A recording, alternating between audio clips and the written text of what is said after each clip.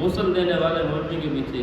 جو آدمی میت کو غسل دینا اس کو کاروبار بنایا ہوا، یعنی عموماً مولوی کی عادت ہوتی ہے کوئی بندہ مر گیا وہاں پر پہنچ گئی کہ غسل میں دوں گا، یہ اس آدمی کی وصیت تھی مجھے ملا تھا فلاں تھا، تو ایسے مولوی کے پیچھے نماز مکروہ ہے، کیونکہ یہ ایک ایسا کام ہے جس کو لوگ گھٹیا سمجھتے ہیں. کوئی مولوی جو ہے نا، چونکہ یہ اللہ کے رسول کے مصلی کا وارث ہے، ممبر کا وارث ہے، اس کو کوئی گھٹیا کام نہیں کرنا چاہیے.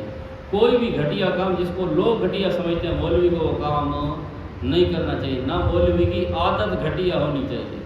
مولوی کی عادت کیا ہونی چاہیے؟ اعلیٰ صفات کا مالک ہو. اس لیے تو میں آج کہہ رہا تھا نا صبح کہ مولوی کو بخیل مولوی ہو اور پھر بخیل ہو، مولوی کو بخیل. بھائی تو جس مصلی کا وارث ہے وہ تو دنیا میں سب سے بڑا سخی آدمی تھا، امام الانبیاء کے مصلی کا وارث ہے، اور ہے تو کنجوس، یا مصلی چھوڑ دے یا کنجوسی چھوڑ دے.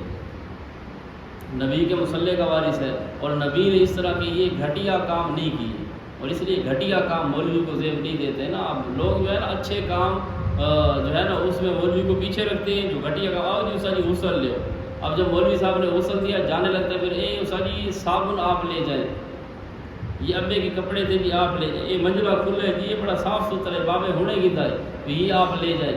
صابن مولوی کو دے دی، لوٹا مولوی کو دے دیا، جیب سے جو 10 20 50 100 کے نوٹ نکلے وہ بھی مولوی کو دے دی، اور جو جیب سے رجسٹری کے کاغذ نکلے زمینوں والے، زمین مولوی لڑ دی ہے وہ مولوی کو نہیں دیتے. 5-5 ہزار کے نوٹ جو ابے کے بٹوے سے نکلے وہ مولوی کو نہیں دیتے. تو ویسے کرتے ٹھیک ہے، اس مولوی کا حق یہی ہے.